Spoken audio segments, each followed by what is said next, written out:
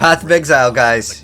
New expansion. I'm excited. Let's check it out. To settle here. And yet, welcome to King's March. Well, this looks really good. Wait, this looks like just as good as POE 2. But with your help, we can erect the greatest city Rayclass Wait, is this like ever seen. Is it a farming league? Resources. Yeah, you're gonna collect resources. Okay, how does it work? Is that Tujin? Okay, so we have to grow crops. What is this? Settlers. Okay. Craftsmen. Oh, it looks like. Wait. Did you combine 2 items into one? Of course. Pirates. Wait, Pirate League? Okay. But if we prevail, our ships will be heavy with gold. Okay, this is We hope to interesting. achieve the impossible. We hope to build a home. The Settlers of Kalguur. Okay. Oh, is there respec with gold? Oh, that's cool. Currency exchange market. What? That's amazing, especially for SSF. Warden Ascendancy class? Gladiator reward? Massive. Oh man, I'm gonna maybe play Fickler Strike this season. Endgame improvements? Oh, wait, are they adding that like tree again? Oh, what is that? Oh, the black market. Dang, there's so much that was revealed over there. Like, I'm gonna have to pause to check it out, but there's still more, guys. So I guess that's like their initial trailer, and now we're gonna see like the full explanation, which is, of course, the most important thing. Settlers of Kalguur, you will encounter some familiar faces from the Expedition League. Danig, Rog, Tujin, and Gwenin are Kalguuran people who are trying to establish trade between Rayclast and their homeland. They have recruited many curious characters from Rayclast, including some you may recognize, but are also seeking help of a powerful exile, like yourself. You will first encounter Johan, the King's Hand and Lionized Watch. He's there recruiting workers, traders, and exiles. Johan, under the command of the King of Kalguur, has been sent here to build a new city called King's March, which intends to become the hub of commerce between Rayclast and Kalguur. Soon, he will bring you to the planned site for King's March, which you'll notice has humble beginnings as just a tavern in a field. But with your help, it won't stay like this for long. It takes a lot to build a town. The Kalguurans will ask you to seek out resources that can be used to begin construction. On your adventures, you might find minerals such as crimson iron, which are veins of iron that have been overrun with corruption, spawning dangerous foes when you approach. Or perhaps orichalcum, which you will have to liberate from the demons worshipping it. Petrified amber attracts mindless, blighted enemies, while bismuth has a strong affinity to the elements and causes the area to become unstable. If you're lucky, you might find vericium, a material as valuable as it is dangerous, and guarded by very powerful foes. Once you defeat these monsters, the deposit will automatically be tagged for mining. But first, we need to get someone to do the hard labor. This is of course a trade expedition and nothing is free. Miners, along with other workers that the Kalguurans have hired, must be paid in cold hard gold, which you'll notice is now dropping throughout Rayclast. Oh, so it's a new You currency. will have control about who gets hired into your enterprise. Once you have accumulated some gold, head to the town and talk to the recruiter, Raouf. He's been busy tracking down hardy folk across Rayclast who are looking for work.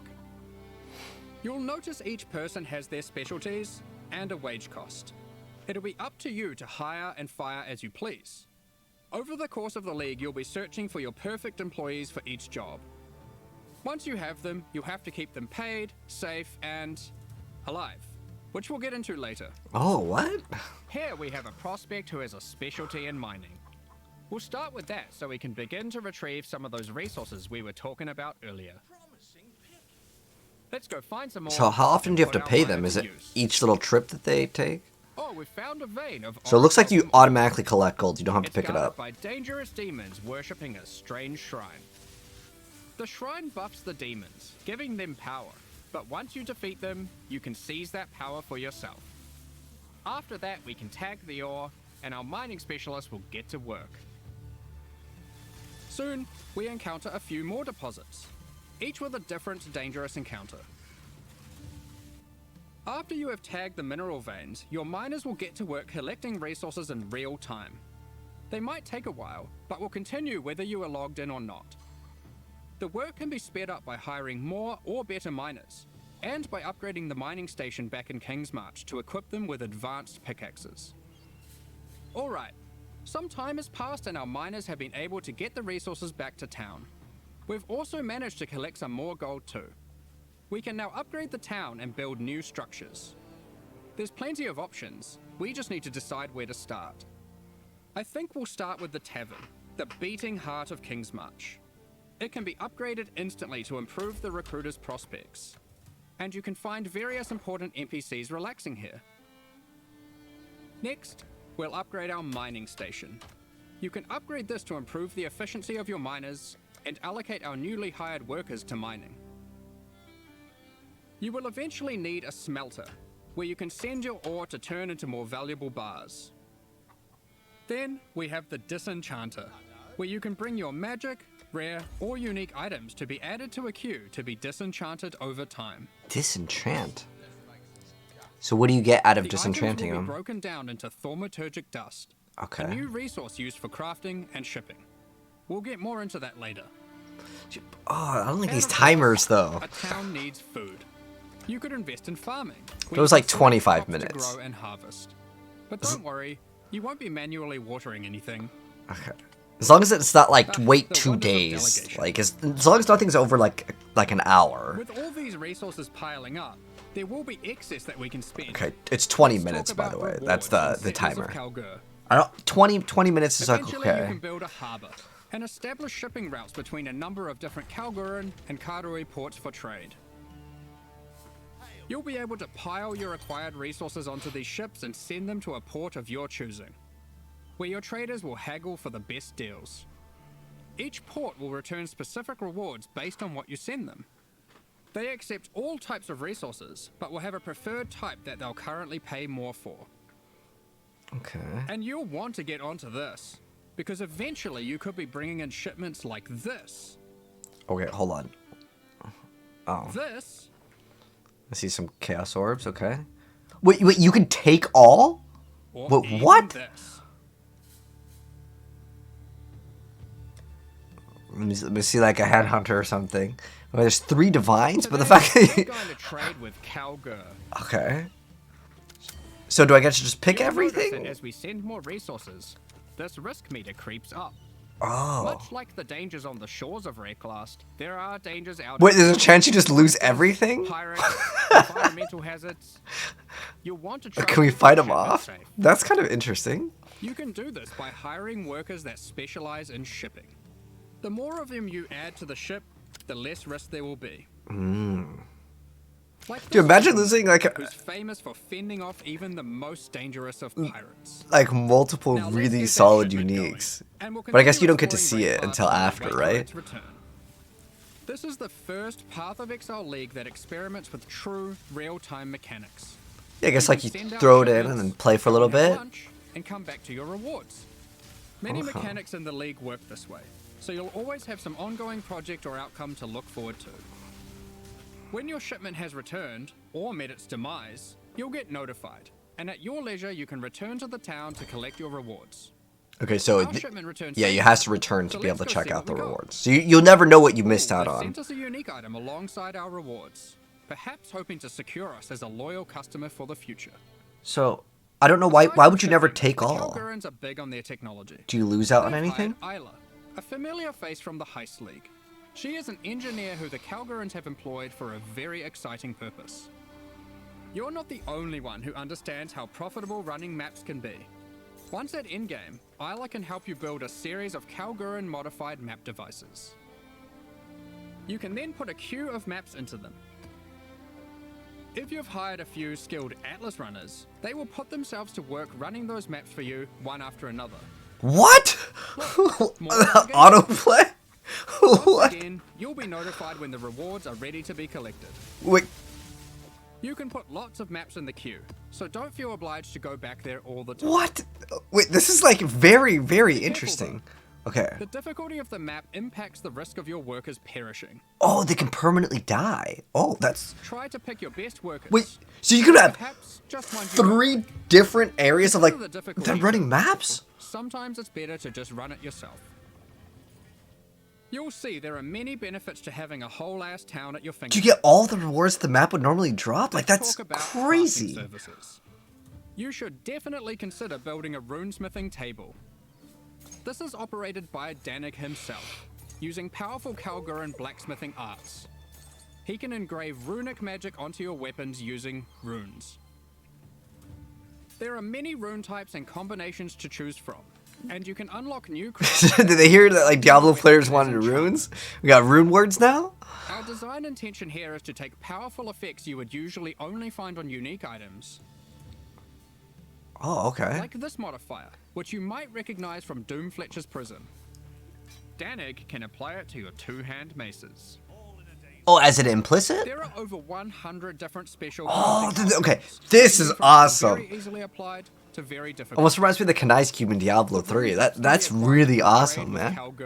So you can trade it. Defeating powerful bosses. Okay. Well, oh wait. The Kalguur and tech benefits don't end Let's there. see. We're So we also actually have bringing more back a power. formerly overpowered crowd favorite, Recombination. Oh. Isla is trying to That's what I master was- this. She just needs you to help her with getting resources. But how does it like The weigh the system options? isn't as Let's strong see. as it used to be, but Ah, it okay. still allows you to combine 2 items together, hoping to get the best modifiers of each onto a single item. Okay. Well, Between running a town, shipping, and exploring, you'll be collecting a lot of extra gold. It is now the primary resource for 2 huge new quality of life features that we are putting to test. Firstly, you can use gold to respec passive points. okay, that's This is a cool. feature from Path of Exile 2 that we've decided just makes sense to port back. The higher level you are, the more expensive it gets. And the next one is absolutely massive. A currency trade market. The Kalgurans have recruited Faustus. Is this with people or another just the NPC from NPCs? Heist League. He allows you to asynchronously buy and sell currency and most other stackable items. That's very with helpful, other though, players, especially without for the nuisance SSF. of, price fixes and people who never respond. Thank you for saying that. Oh my gosh. Say what you That's have very and nice. your ideal ratio. It works kinda like a real-life stock market. You place order? Faustus will make the trade happen for you, so Oh. long as there is someone selling on the other end for the same rate or less. Oh, so this is real. This is not like a Go back to NPC the only. It's another monsters player. While trusty Faustus Oh, does the dirty that's work, amazing. notifying you when your currency is ready for collection. All Oh, you need to do that's is pay him a so small good. amount of gold So we for his actually have automated trading in the game now. Cards on the table. Oh my This gosh, is that's an amazing. experiment to see if this type of asynchronous trading has a place in future Path of Exile. But can you trade releases. items or only We're very currency? excited to see how it goes. Yeah, dude, this is gonna be Now, huge if it's given that Malthus everything. is an expert in black market trade and shady deals, he also provides another service, What is this black market? offering items for gold. Is it just random? Items It's will like generate random. with random rarity, and on average, the modifiers on them are better than normal. Okay, cool. This On can be a average, at very least nice way to get better some than. targeted items. It's during basically the like campaign. $1 from Diablo 3. For serious Like crafters, obols, it can be right? a great starting point for making those elusive, Yeah, especially if you specific just need in-game one items, upgrade. I think this is a which great thing. perhaps you could take to the runesmith afterwards. It's worth noting Awesome. that you can invite Faustus to your hideout, where he will always be available for respecking, currency exchange, and black market items. So far, I've As your seen town nothing but grows, good it will stuff with attract this. More attention, good and bad. But I'm hoping there's a new boss. Sailors of Kalguur features 3 endgame bosses that will close Yes, in on your there we operations, go. wanting a piece of the pie. They might capture and ransom your workers, even your What? entire ships. They could. You'll What? have to make some tough decisions. That's Will you cool. take them on or pay them off? Oh, you could just pay him in One gold. example of a boss is Sasan, the Bandit Lord. You won't stumble across this boss by accident. Instead, this unsavory character can come into your town at night and take your Atlas runners hostage, holding them for ransom. What happens next is up to you. Perhaps you'll refuse to negotiate Oh my with gosh, bandits, this looks leading so to a much fight better to than defeat Necropolis. Sasan and rescue your workers. If you're not up for the heroics, you might simply pay the ransom in gold. 50,000. Perhaps these workers were especially disappointing. You can For just... dead in full raid class fashion. They knew what they were signing up for, right? Of course, the heroics might be worth it for other reasons. These bosses can drop new unique items. Yes, show me the new uniques. A chance to In block sum, is lucky. Settlers of Kalguur is a very experimental league with new I like mechanics that this. will completely change how you play the core game. We've been sitting on a lot of these ideas for a while and can't wait to share them with you. I'm glad they just busted There's out a a lot lot of more to stuff. this Show me expansion. the rest of the runes and Let's that talk new about stuff. balance. Okay. Well, we've finally rebalanced the Gladiator. It's been a long time coming. Like before, there are passive skills that allow you to invest in bleeding and block. We've designed new skills replacing some of the old ones. Oh, there's Like this, explode right there. War of Gratuitous Affliction, violence? which is very handy for long sustained boss fights. Further alongside the Gladiator theme, this new passive allows you to combine different weapon types while dual wielding to get a variety of powerful bonuses. For example, holding a dagger will give you more critical strike chance, while holding a mace gives you more area of effect. Of course, you could just use Varanastra for all weapon type bonuses. And finally, we have a new notable which allows you to invest in the newly added retaliation skills. These are active skills which require you to meet a certain condition in order to use them. Once you meet that condition, you can unleash devastation on your foes. Here we have Eviscerate, which requires you to have a shield. Or for those who like to dual wield, Sword Storm, which is great for obliterating bosses. Here we have the Divine Retribution skill. This one has the condition requiring you to block.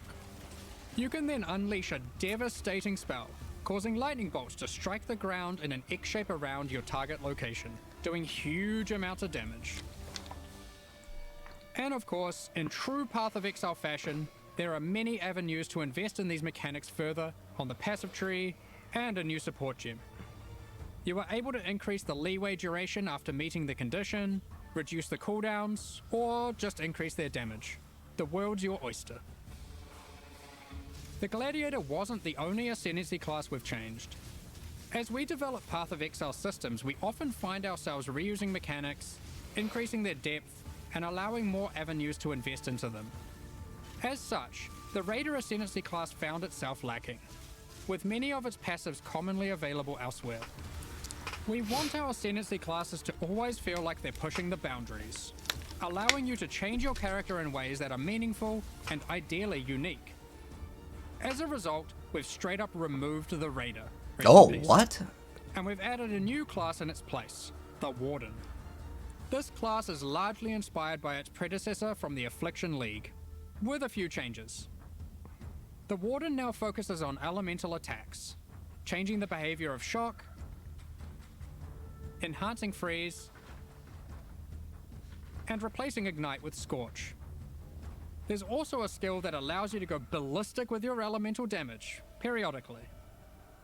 The class also grants Barkskin, which is a skill that can be used to mitigate physical damage from hits. After taking a number of hits, it increases your evasion, making it a great defensive choice. Finally, the last thing the Warden can specialize in is tinctures. These are an alternative to flasks from the Affliction League. We're bringing them back with adjusted mechanics. Cool. I'm excited to try out this new class, Ascendancy. Tinctures can be placed in your belt, replacing flasks. You can inherently only have one tincture active at a time, and it requires a melee weapon to use. While activated, they grant a powerful buff. They can drop as magic items, or be modified with currency. Oh, we can to modify grant them extra now. bonuses. Okay.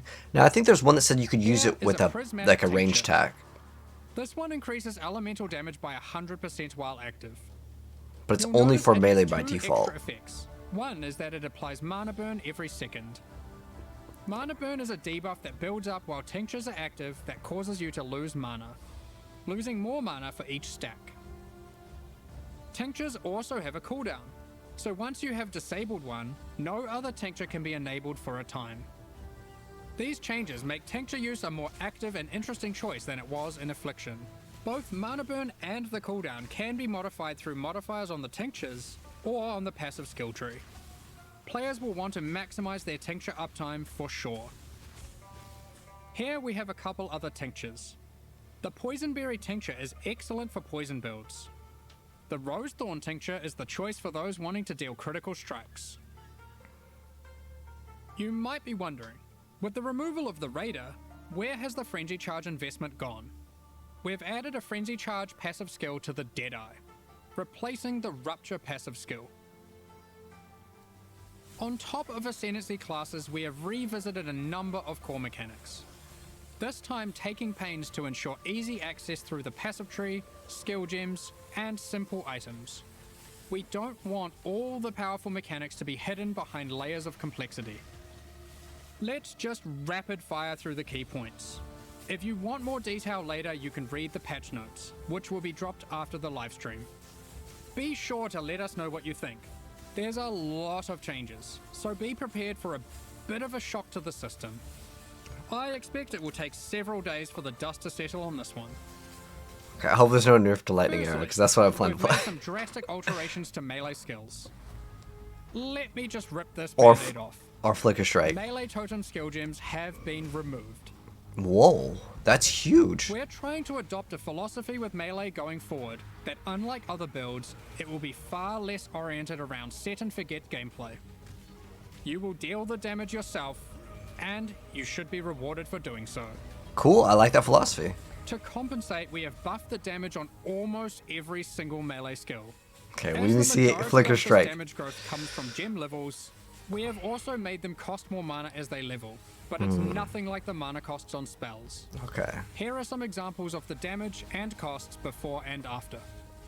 Heavy Strike has gone from dealing 313% attack damage at gem level 20 to a massive 552% attack damage. Respectable. It's also worth noting it no longer knocks enemies back. And Sweep has gone from dealing 281% attack damage to now dealing 664% attack damage at gem level 20. These are just two examples, but the majority of melee skills are now dealing approximately 75% more damage at level 20. Of course, with melee comes close proximity combat, so you need some good defensive options. It's fortified New buff. base types with higher defensive values will now drop throughout the endgame. As you reach yellow, red, and purple maps, you can expect to find higher tier base types in each. For example, Val Regalia and Hubris Circlet are no longer the best in slot items for Energy Shield. There are new base types that surpass them. Combined with some quality changes, which we'll talk about soon, you can now get better items than ever before in these slots. To compensate, Especially with we the have new reduced runes, the amount of too. flat evasion and armor from the Grace and Determination auras. But overall, you're getting more defenses than before. So we just don't have to run Grace and Determination? On top of this, we have buff life modifiers on magic and rare equipment. You can now get as high as 189 additional maximum life from a single modifier on body armors, and more on other slots too. I think this is Cow's Heart good. has also finally been restored to its former Nice, level, and that once again 1,000. grants plus 1,000 to maximum life. I mentioned quality. Quality on weapons and armors is being changed to apply multiplicatively. In That's other words, awesome. weapons with full quality will give 20% more physical damage, and armor with full quality will have 20% more local defenses. For melee, this will mean a damage increase for almost all builds using physical damage attacks, and it will mean more evasion, armor, energy shield, and ward for all builds. Endurance charges no longer grant elemental resistances, but instead grant additional elemental damage reduction, making it multiplicative with resistances. You can now get 4% per charge, alongside the existing 4% physical damage reduction. To compensate, we have made some changes to the Juggernaut, and various unique items like Eternal Damnation. You can get more maximum resistances from the tree, specifically around the Marauder class start. These of course can stack with the new elemental mitigation from endurance charges. On That's top gonna of be this, great. duels can now roll maximum elemental resistances as modifiers. Ooh, nice. Can you get like max to all? Since we're making elemental mitigation more accessible, we've heavily reduced accessibility to physical damage taken as chaos or elemental damage. Those stats are still around, but you should not expect to be getting full conversion anymore. All block passives have been buffed, so you can now more easily achieve block cap from just the passive tree. The Keystone Versatile Combatant has been improved to have less of a penalty to maximum block. A number of Life Leech passives have been buffed to generally allow for more acquisition of maximum leech rate for life. Vow Pact has been reinstated to its former glory for instant life leech, but only for melee. We've reworked Flesh and Stone. Previously, this buff skill granted Maim and Blind, depending on the stance of our character. Now, while in Sand stance, the skill simply provides damage mitigation, becoming more effective the closer you are to that's enemies. pretty nice. While in Blood 10% stance, less. enemies will take more physical damage the closer you are to them. Cool. This skill will now greatly favor melee or close range gameplay. Given we're doing a Kalguuran League, Ward has also received a bit of attention. There are new uniques that grant Ward, and the base restoration of Ward is now faster. Yeah, I don't know if we To can still do compensate, Ward Loop though. Elroth's Resolve has been nerfed, Oh, but okay. Ward Loop builds will still be possible. Oh, okay, cool. Anyway, that was most of the purely defensive changes. Now let's look at some of the offensive and utility-based ones. There are more and better ways to deal with mana as an attacker on the southern hemisphere of the passive tree. Oh, there's reservation efficiency right there. That's gonna be good too for like bow. Daggers, scepters, claws, and staves now have higher critical strike chance values than ever. Wands can go as high as 10% without modifiers. Sandstorm Visage has been made rarer to compensate, instead of reducing its power. For you wand attackers, wands now have higher attack speed than ever to compensate for their low damage. Wand exclusive skills such as Power Siphon, Kinetic Bolt, and Kinetic Blast now have faster attack times. Impale passives have been revised and in general buffed. Okay, nice additional hits. Is there more additional hits? The buffs granted by Warcries are now simpler but more significant, and more universal to builds. They also now apply to allies by default. Banners have been reworked. Instead of having a reservation cost, they are now free. Oh, However, what? they don't grant a permanent buff. Banners now need to be placed for the effect to be active. However, once placed, they are far more powerful than before. So I guess Additionally, everyone there are runs new them ways now? to prolong the effects, and Is there a more way ways to automate invest in them? than ever before. So I guess everyone can Rage just run has been banners made now. More fundamental and discoverable. Oh, Rage is now oh, melee hit. multiplicative attack damage, Ooh. but no longer inherently grants attack speed or movement speed. Okay, It it's has a still new worth cap, it though. and you can find many new passive new clusters cap, that allow too. you to invest into the mechanic. How much do you get? What's the new cap? The goal is to make Maybe Rage more Berserker. powerful as a baseline, and less gated behind the use of specific unique items and ascendancy classes. Berserk has been nerfed, just so you're aware. Oh. We have changed how bleed works too. You can now find aggravated bleed on the passive tree. When applied, all bleeds on the enemy will deal damage as if the enemy is moving for the remainder of their Oh, duration. that's pretty cool. The skill Ensnaring Arrow no longer interacts with bleed, so no more will you have to apply bleeds and swap to a bow.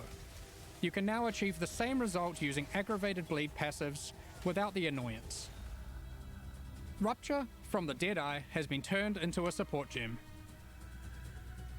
We've added the new Overexertion support gem, which highly favors slam builds. Now, it's time to look at a hot topic, A bunch of Magic Find. uniques, In let's the see. Settlers of Kalguur expansion, we are going to be removing item quantity bonuses from all character items. This will not affect existing items in standard leagues.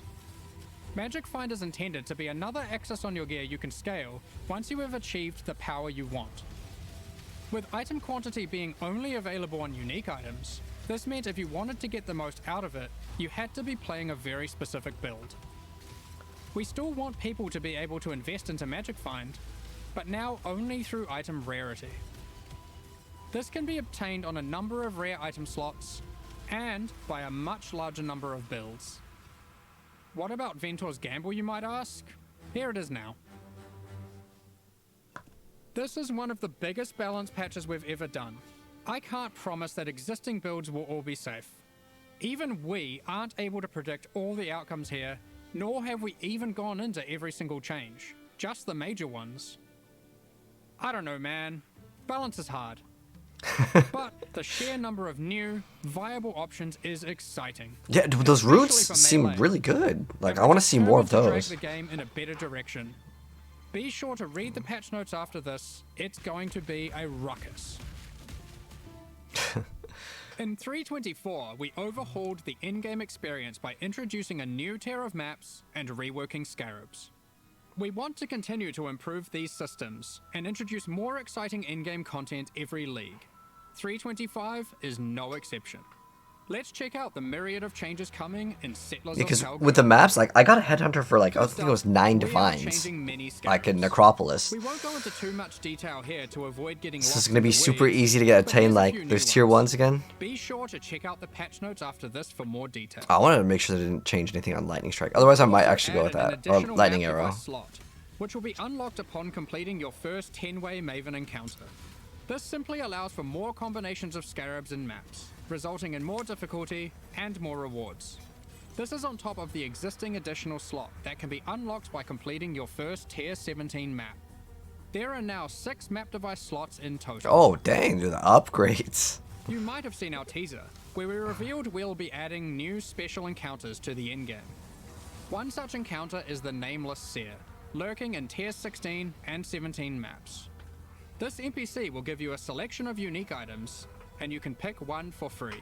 Oh, okay, cool. In tier 16 maps, he now has an additional feature, where you can scry a map. This allows you to swap the divination card drops of the current map with another map on your atlas. Just one caveat, you cannot have the same map be in multiple swaps at the same time. If you want to undo your choice, you can use Oh, is that a power permanent? on either map on your Or does it atlas. last for, like, a certain amount We've of also made some updates runs? to a couple of leagues.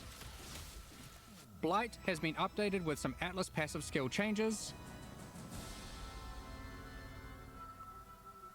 and double anointed amulets can now drop in Blight Ravage maps. Double anoint, We've that's also cool. introduced a new type of oil that can only drop from Blighted and Blight Ravage maps. Ritual has also been updated. That actually looks You pretty can good. now There's something find with one Barrage new to return. and many reworked base types, new unique items, corpses you can use to raise as specters, Oh, nice. That's actually very nice to and have. occasionally a fragment, granting The extra access aura, to the too. King in the Mist's boss fight from the Affliction League. Affliction was actually a pretty cool He will league. drop a number of unique items that were familiar from the league, but not that which was taken, as it is now that which was taken away. However, he now drops a different modular jewel that you might recognize from the Necropolis League.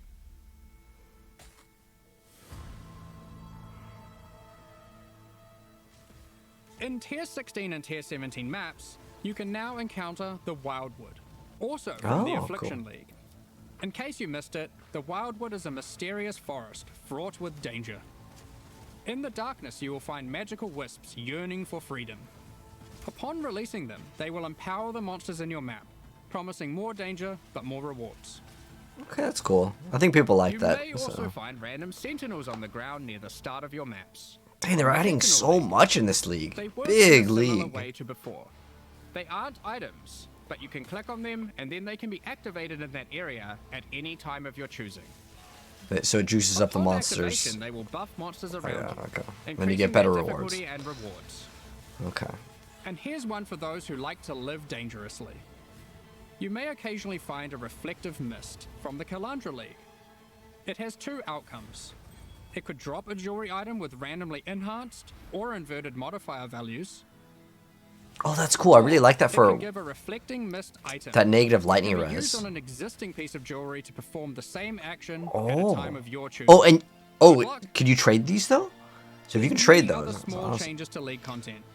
we're removing the first 15 most boring waves of the simulacrum and rebalancing Awesome. its rewards to improve the chances of finding unique jewels. We're also adding some of the beasts from Einhar's Memory of Harvest Beasts to the core pool. This includes the Black Morrigan. In other news, we've added a set of new chisel types, which can be applied to your maps to get different bonuses. While the Cartographer's Chisel still increases item quantity, there are new ones that now increase rarity, pack size, increased chance for currency items, divination cards, and scarabs. It's also worth mentioning that chisels now apply 20% quality per chisel to white maps, 10% to yellow maps, and 5% to red maps and higher. Unique maps still require the full 20 chisels. Okay. Also, only one type of chisel can be applied to a map Yeah, at a time. During 3.24, we made a change to Tier 17 maps that allowed them to be rerolled with Chaos Orbs. Oh, We are now huge. expanding the currency types that can be used on them to also include currencies like chisels And you can files. chisel too?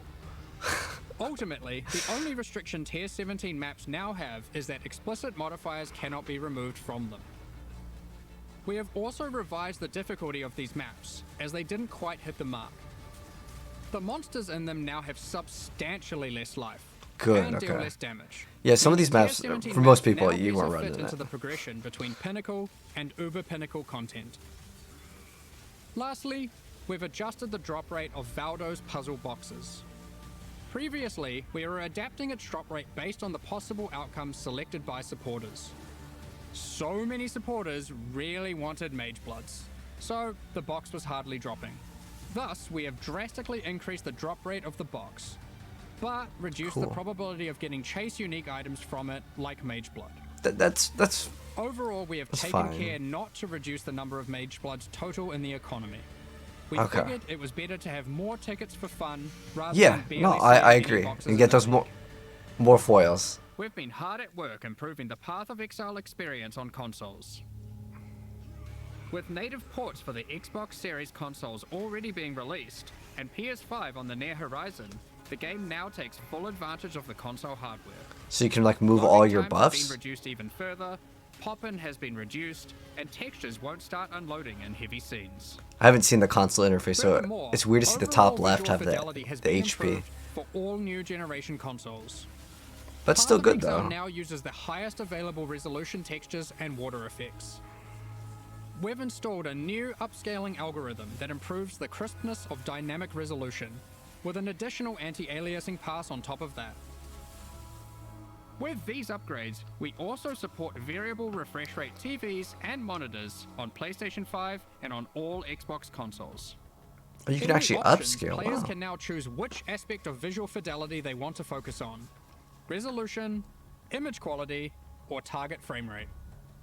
Yeah, locking for that 120. In 3.24, we added some new encounters and secrets to the campaign. Some Instead of secrets. Kalguur, Oh, we're okay. adding even more. Nice. We're not going to spoil them all here, but keep an eye out for anything unfamiliar on your adventures. Oh, I'm Who excited knows now. what you'll find? I mean, I know, but still. There's an underground bunker underneath the refinery, guarded by powerful robots. I wonder what's been hidden away here. How do I unlock this mysterious door? What riches must lay inside? Blighted growths have appeared in the gardens and sewers of San. A vault containing riches can be found in the reliquary. As you might have seen in our teasers, there's a slew of quality of life features we've been working on. Here's a quick summary. You'll no longer need to interact with waypoints to unlock them. You can just walk by and they'll activate automatically. Definitely When using nice. keyboard and mouse, you'll be able to pick up items from further away. Very nice. We're adding static life bars to some bosses. Not all bosses will have them just yet, but we'll be adding more over time. Oh, that's good. You You're can just now able to see see which it. divination cards drop in each map by Oh, hovering over that's them on your huge. atlas. That's When huge you for some die, players. You can so you now can resurrect farm. without having to reactivate all your reservation effects, like auras and That's heralds. very, very nice. You can start harvesting. I wish it counters told with you just what a you single died to, action. like what damage type. It'd be very, very helpful. Like in, The I amount think of last quality Epoch does that. provided by currency items like whetstones is now based on the item level, rather than item rarity. Those currencies now apply a 20% quality to very low-level items. With that amount That's good because you don't use them at low level. increases. Yeah. So at least now I guess you Next can up, kind of use them we're at going lower to be level. talking about our new League supporter packs. Today, we're launching 2 new series of supporter packs, the Paladin and Penance packs. I think these are just cosmetics Each right tier now. contains the pack's full face We'll value check of 'em out. points, alongside several exclusive microtransactions. These packs are only available for the duration of the Settlers of Kalguur League and will leave the store forever when it ends. As always, the microtransactions in these packs are purely cosmetic and do not affect your character's power or progression in any way. The Paladin series of supporter packs contains 6 exclusive microtransactions. Adorn your weapon or shield with the Paladin weapon effect. Make a show of leveling up with the Harpy flyover level up effect. I feel like that's like a 4th Equipping of the July Divine like Paladin armor set will cosmetic. periodically cause slain enemies to be consecrated and laid to rest. This set also comes with a matching back attachment. Both the helmet and back attachment have options to display the radiant glow, or not, you pick. The Divine Judgment finisher effect locks onto unique enemies before obliterating them with a laser from the heavens. It's kind of cool. May your critical hits resonate across Rayclass with the Cleric's Bell back attachment. Invite your friends to spend a day at the races in this- the Vasteri Racecourse hideout. Wait, is this a new mini Add game or rowers something? to the track to race them against each other. Dude, we need to get people to Or do you can this just spectate from the and sidelines. bet on it. That's gonna be really cool. That's awesome. The Penance Pack series also has 6 exclusive microtransactions. With the Penance back attachment equipped, a repentant soul is chained to your back and lashed with lightning. Ouch. Place none other than the Trial Master in your hideout and have him comment on your chaos A classic, but far fairer now than in ancient times. and Val crafting attempts. Your luck is over, fool. He even keeps a record of how many Chaos and Val orbs you've used in your hideout during the league, or across all leagues. Blood stains your armor the more life you lose when wearing the Acolyte's Penance armor set. That's kind of cool. The Zealot's Madness portal effect fragments as you near it. The Cauldron map device boils maps, fragments, and scarabs placed into it, keeping a tally of how many have been thrown into the pot in the current league or across all leagues. The Exiled Squire pets follow in your footsteps, hyping you up for battles, No sweat for you, boss. providing pessimistic Like commentary, a cheerleader. Cycle repeats. or voicing their disdain for you to bring you down a peg. About time you kicked the bucket. These packs are now available for purchase on both PC and console, and will remain so during Path of Exile, Settlers of Kalguur. Meanwhile, the Solar and Eldritch packs leave the store forever at the launch of Settlers of Kalguur League. So now's your What is last that chance armor to on purchase them. the right side Thank you right so there? much Like, for that your looks really ongoing cool. support. Now we have one more thing to Oh, announce. come on, before we POE 2 end the queue. beta. Come on, POE 2 beta. We are soon going to be Yes! running a small closed First beta closed test beta. for Path of Coming Exile soon. 2. We have been taking sign-ups for the Path of Exile 2 beta tests over at pathofexile2.com. Alright, so we can sign We up. will only be selecting a very limited number of people for this first test, but if you want to make sure that you are considered, then head over to the Alright, we're website gonna go and register enter your right email now. address now. Alright. Okay, so that's the end of the announcement. activation. Alright, so what do you guys think of the league? You know what I'm most excited about is that rune system. I really feel like they should have like talked more about it. How rare are these? What else can we hopefully see with these? Because if you can get some really, really good unique mods on some of these are like absolutely game changing. That alone could have been the league mechanic, and I would have been satisfied with that. But since there's so much other things to check out, I'm definitely going to be at least checking out the league.